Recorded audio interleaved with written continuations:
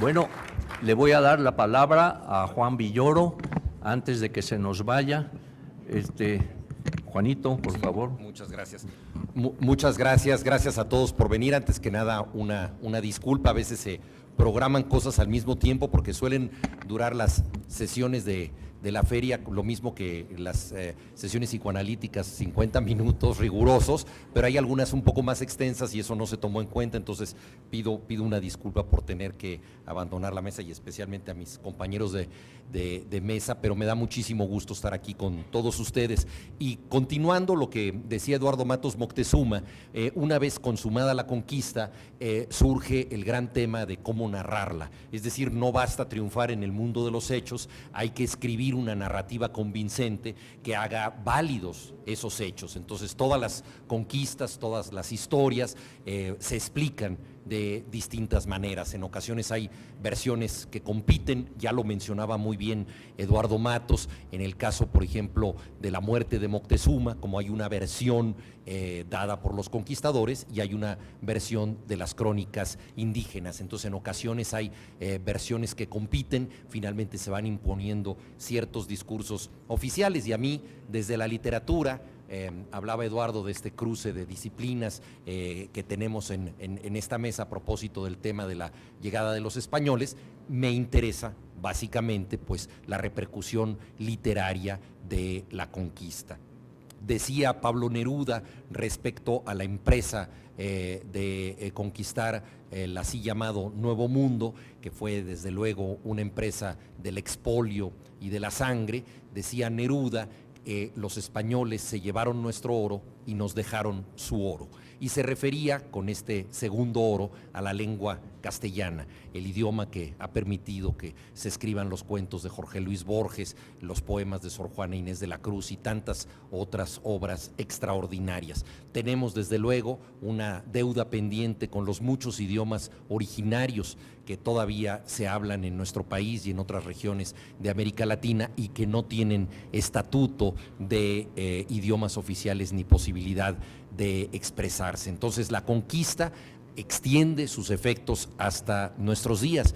Y uno de los temas más interesantes a mi modo de ver es que hay dos proyectos paralelos, que son el de Cristóbal Colón, los viajes de descubrimiento, y el de Nebrija, Antonio de Nebrija, que es el lanzamiento de la gramática de la lengua, es decir, el orden de las palabras, la idea de que se puede hablar una lengua correcta o incorrectamente.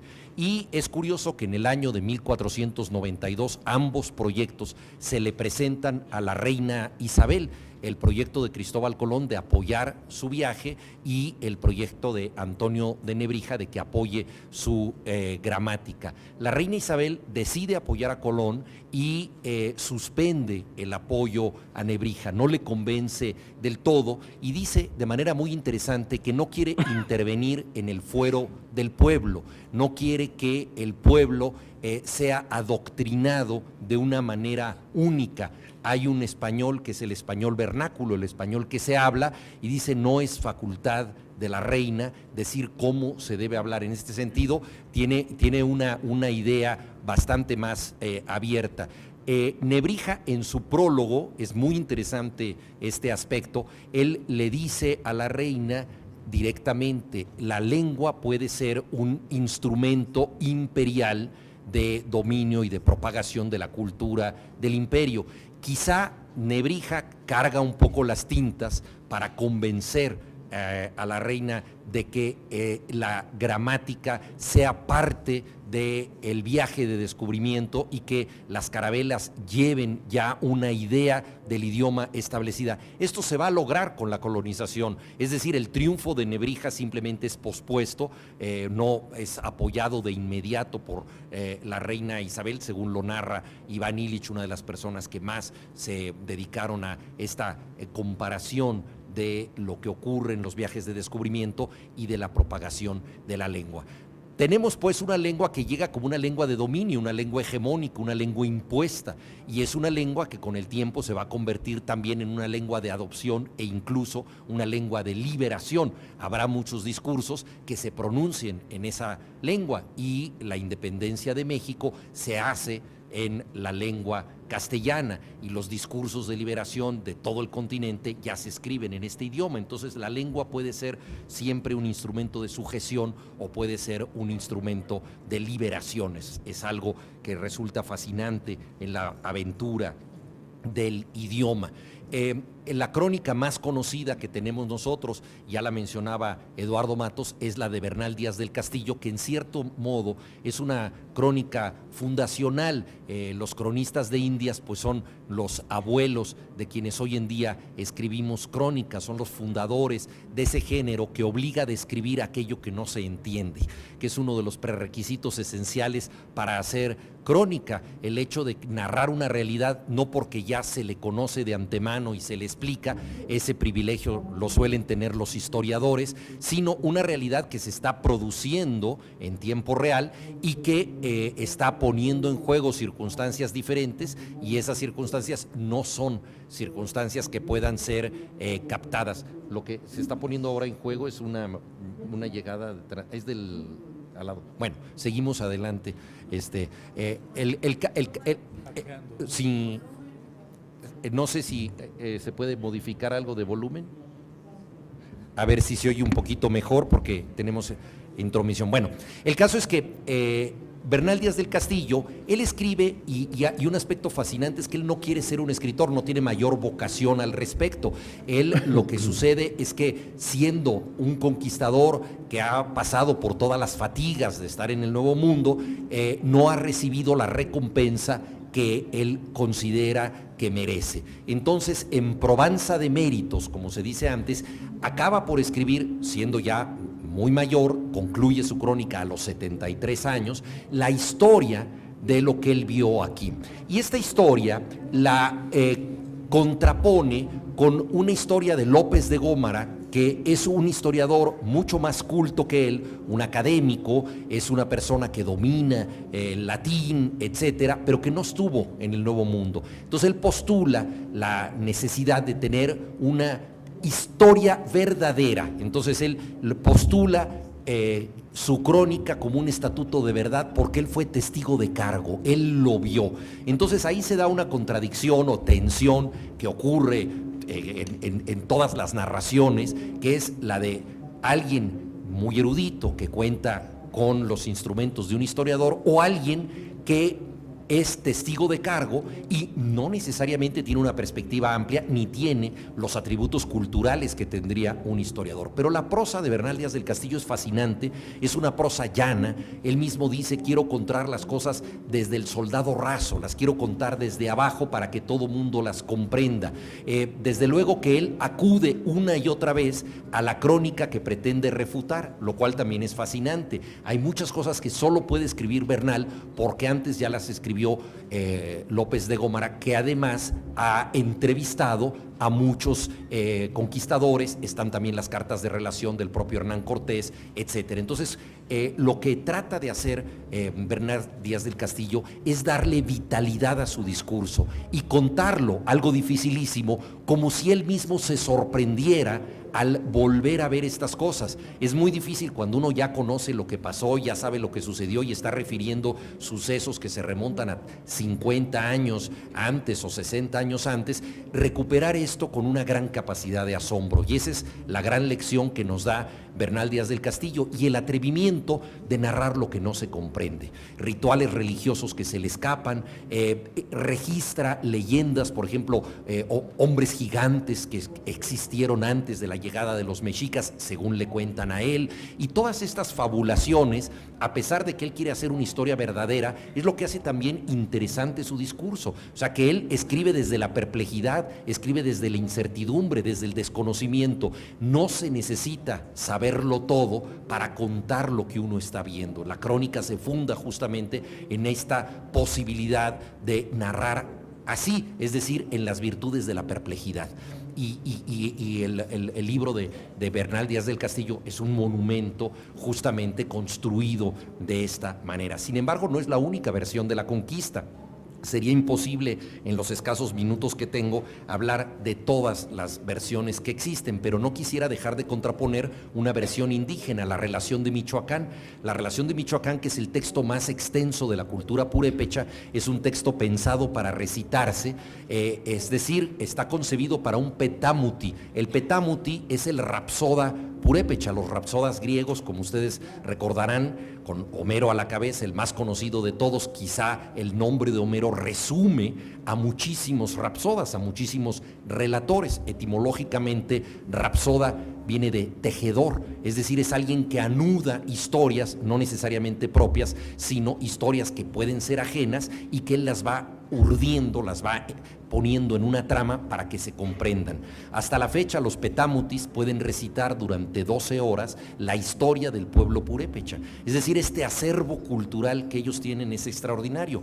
Eduardo, que es arqueólogo, sabe que la cultura purépecha no dejó pirámides tan excepcionales como las de la cultura maya o como las de la cultura mexica o Teotihuacán, por ejemplo, pero dejó un edificio hecho de palabras que es la crónica, la relación de Michoacán. Jean-Marie Leclésio, el premio Nobel, escribió un hermoso prólogo a esta narrativa, y él dice ahí algo muy interesante: los purépechas nunca fueron vencidos por los aztecas, formaban parte de los pueblos que no habían sido sometidos. Sin embargo, al saber que los aztecas se han rendido ante estos adversarios que no los habían vencido, pero que tampoco podían ser derrotados, que hay un elemento superior, empiezan a concebir ideas proféticas de su propia extinción. Es decir, ellos deciden espiritualmente concluir el ciclo que les ha tocado en suerte, porque saben que este mundo ya no puede ser para ellos. Hay muchas referencias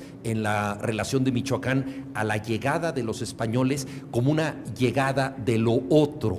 Describen los caballos como venados fabulosos, la misa como un acto de adivinación, es decir, tratan de entender, sin lograrlo del todo, cuáles son las estratagemas, las magias que traen estos conquistadores. Y ellos revisan su historia hacia la fundación del pueblo purépecha y luego hacen un recorrido no solamente hasta su presente, sino hacia su futuro. En ese sentido, ellos auguran su porvenir, y hay casi pasajes, podríamos decir, fantásticos en la medida en que no han ocurrido en la realidad, pero ellos sienten que fatalmente ahí está la historia que acabará por devorarlos. Entonces, la relación de Michoacán, reunida por Fray Jerónimo de Alcalá, a quien se le atribuye haber conjuntado todas estas piezas del pueblo purépecha, aún espera ser suficientemente conocida. No ha circulado tanto como la historia verdadera de la conquista de la Nueva España de Bernal Díaz del Castillo, y es una historia que tiene, como tantas historias que vienen de los pueblos originarios, la asignatura pendiente de ser suficientemente conocida, del mismo modo en que las lenguas de los pueblos originarios todavía no han tenido la posibilidad de expresarse culturalmente con la fuerza con que se expresa la lengua de los conquistadores, y en la que en estos momentos digo estas palabras. Entonces hay ahí dos versiones distintas. Se ha escrito mucho sobre el tema del encuentro de lo otro, del encuentro con una cultura que excede a sus testigos. He puesto simplemente estos dos textos sobre la mesa, pero no quisiera concluir sin dejar de hacer una referencia contemporánea a la manera en que esto puede ser visto. Hay, digo yo, muchos textos que podrían arrojar luz sobre este encuentro de algo que se desconoce de manera profunda, pero elijo entre los muchos textos una novela del escritor argentino Juan José Saer, que es una historia real. Se basa en un suceso de 1515, que fue un grupo de conquistadores, llegan al Río de la Plata, son derrotados y apresados, lo decía Eduardo Matos, son capturados porque es parte de la estrategia militar de el grupo étnico que detiene a estos conquistadores, y es una tribu antropófaga. Todos son devorados, pero salvan a uno. La novela se llama El Entenado, y está narrada por esta persona que fue salvada. Como ustedes saben, el entenado es alguien que forma parte de una familia sin pertenecer directamente a ella. Entonces los indígenas deciden tener a un conquistador ahí con ellos, pero de manera sorprendente no le enseñan su cultura, no le enseñan su lengua, lo tienen como un otro, un diferente que vive con ellos, y así se queda durante muchos años hasta que llega otro grupo de conquistadores y lo liberan. Entonces él regresa a España y muchos años después, al modo de Bernal Díaz del Castillo, escribe la memoria de lo que él vivió en el Nuevo Mundo. Y ahí se pregunta una y otra vez, ¿por qué fui una víctima omitida? ¿Por qué, si todos iban a ser devorados, hubo uno que no lo fue? ¿Cuál era mi papel y qué esperaban de mí los indígenas? Y después de muchos años de cavilación llega a una conclusión que me parece extraordinaria y que creo que funda la idea antropológica moderna de entender al otro. Él dice lo siguiente: me salvaron para que yo narrara su historia. Sabían fatalmente que su mundo estaba condenado a perecer. No tendrían ya una oportunidad en ese mundo, las fuerzas de los conquistadores eran superiores, pero no querían que yo fuera como ellos, no querían enseñarme su idioma para que yo me identificara con ellos, no, querían que los entendiera siguiendo yo dentro de mi cultura otra, de la cultura que iba a perdurar. Querían que desde fuera de su propia cultura los narrara en los términos de mi cultura, porque era la única que iba a prevalecer.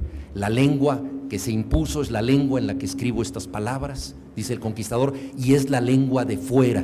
Y por eso me salvaron, pero como el otro, para que yo los entendiera desde mi diferencia, para que no me asimilara a ellos. No me educaron, no me aclimataron, me respetaron como alguien diferente. Entonces una lección de profunda sabiduría, y es una lección de fatalidad ante la fuerza de la historia, ¿no? Cuando ya no puedes contar tu historia, porque tu lengua va a perecer, porque tus códices van a ser quemados, porque todo lo que tú fuiste alguna vez va a ser destruido, solo te puede salvar el otro, que en este caso es el enemigo.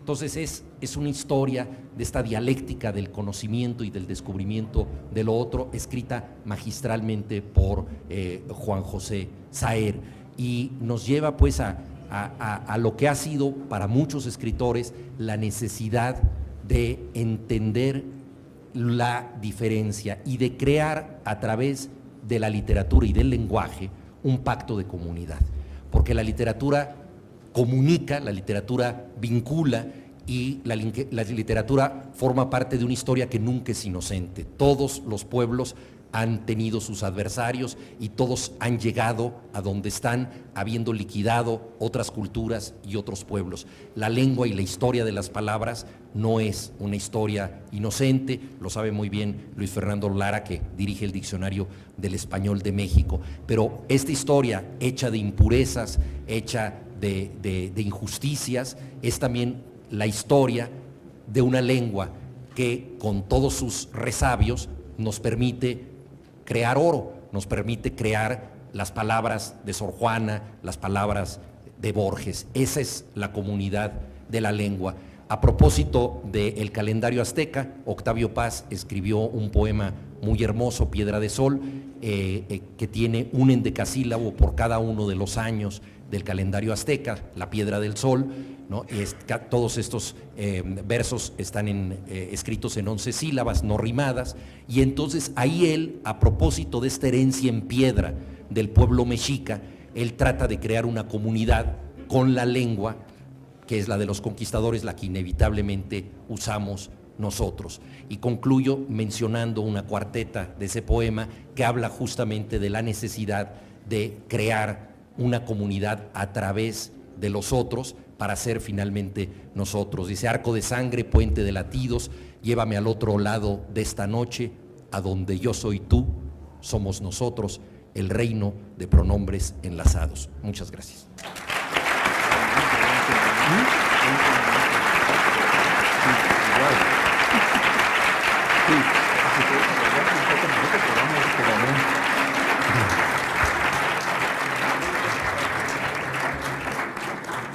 Bueno, querido Juan, Gracias por tus palabras. ¿Ya te retiras ahorita? Me para quedo ir? todavía un ratito, sí, con tu permiso. Se te otorga y a continuación, y realmente ha ido saliendo en un orden interesante, ¿no? Bueno, lo prehispánico, luego lo que acaba de decir Juan, y ahora vamos a escuchar a Luis Fernando Lara, que es lingüista,